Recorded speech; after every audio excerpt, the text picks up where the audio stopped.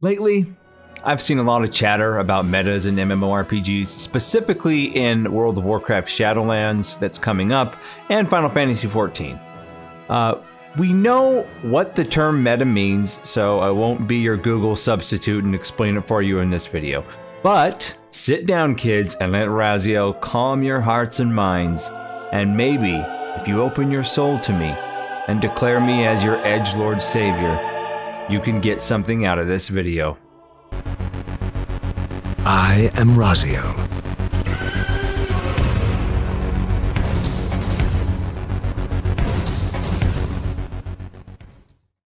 Now, in my last meta-centric video, I did discuss about how player bases have changed with time, but something occurred to me over the last few days that made me want to make a continuation to that video with this video.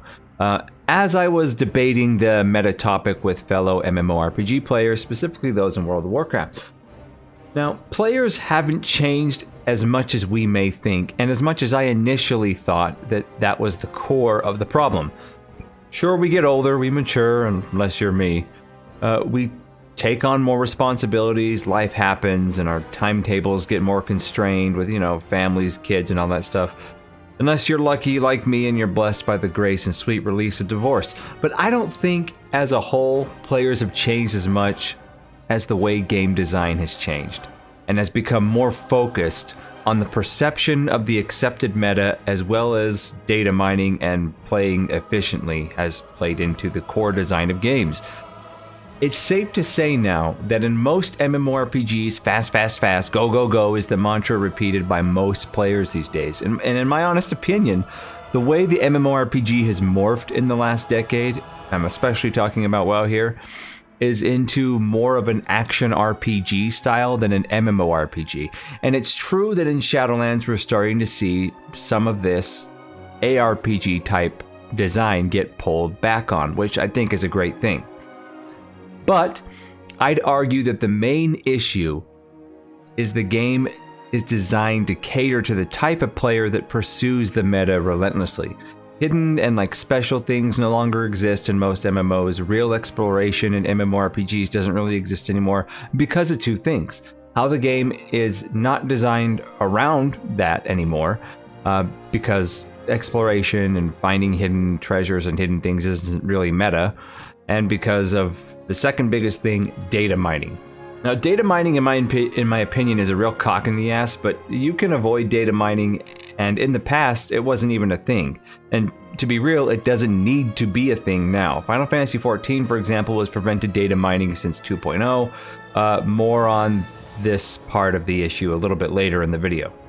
What I feel most MMORPGs are missing now in their development philosophies is, in my opinion, long-term social connection and exploration. I think it's more important to the genre than what the current meta is, because something a lot of people that are what I call meta slaves is because they forget this, is because the meta is always changing. It's always going to be shifting in a game like this. Any online game, it's going to shift.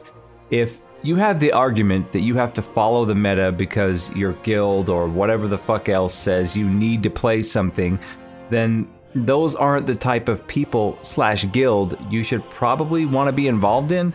And again, just my opinion, but you're causing yourself a lot of unnecessary stress there. See my video about elitism for more on that issue. But what a lot of people also don't acknowledge is that a lot of meta pressure in MMO communities comes from laziness and not trying anything out on your own or thinking for yourself for even a split second.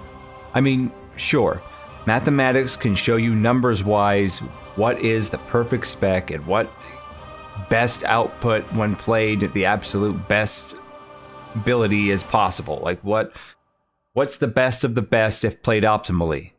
Math is great that way. I mean, math is statistically shown how my long, dark locks of flowing hair, my sharp jawline, and my deep, dark eyes make all the panties wet in my neck of the woods. What? That lady just pissed herself? She wasn't even turned on? Yeah. You sure? It was a nursing home, dude. They can't even control their bowels anymore. Oh, god damn. But one thing that math can't track nearly as well in this equation is the human element. realistically one of the most important parts. It can't be calculated, i.e., someone who is really good, for example, at Unholy Death Knight will usually, if not always, outperform a mediocre player that is playing a Frost Death Knight, assuming Frost is the meta at that point in the game.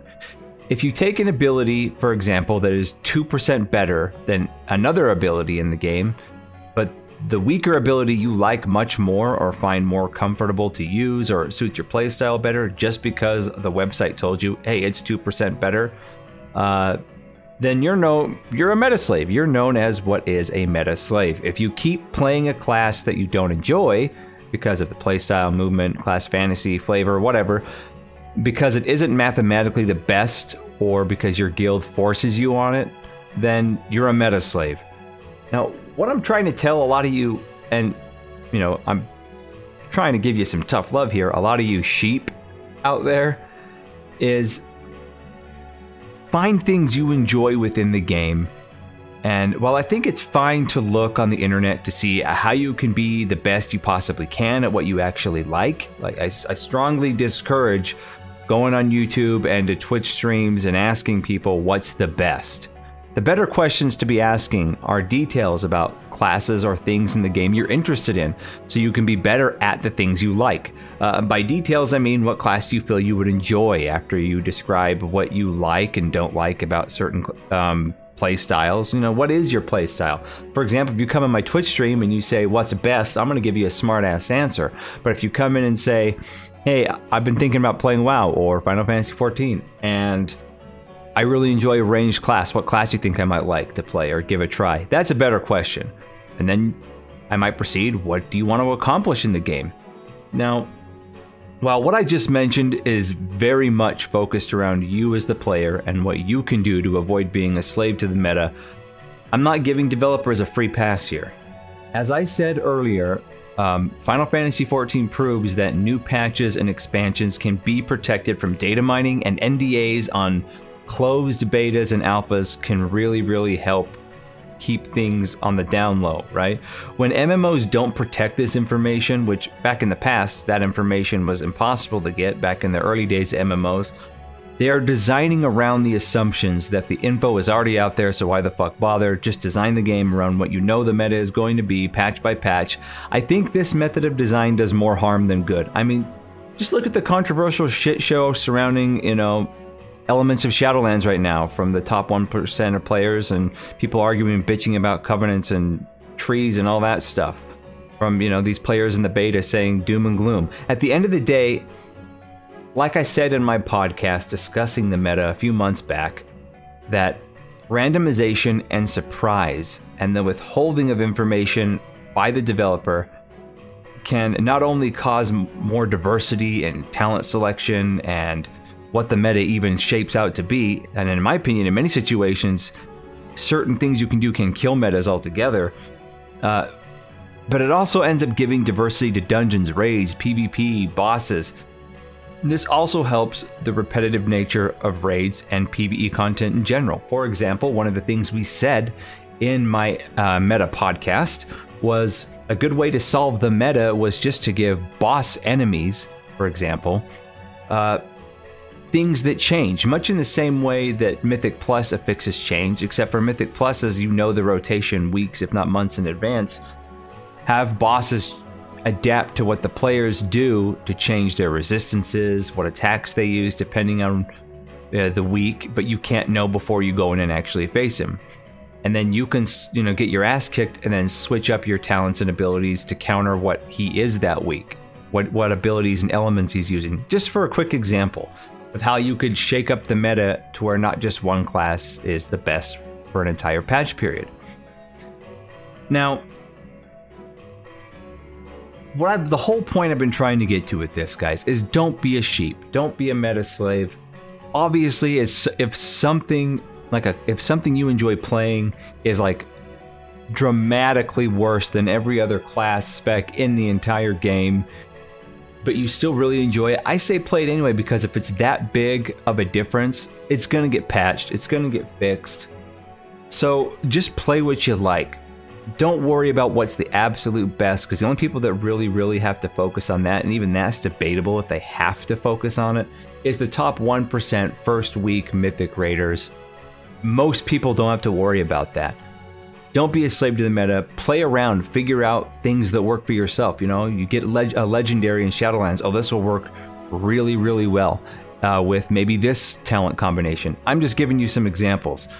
But you're killing your own enjoyment and your own fun if the first thing you do is just run to a website and find what's the absolute best of the best and just put it on. Because I myself have been guilty of this as well, back in my meta days, and even more recently, you know, just to look up something like, man, what's the best? And it kills the fun of the game, man. It really does. Anyway, guys, those are my thoughts and those are my feelings. What are yours about the meta down below? Do you agree with me? Do you disagree with me? Do you want me to go fuck myself? Well, if you do, go fuck yourself. And as always, my friends, keep it real.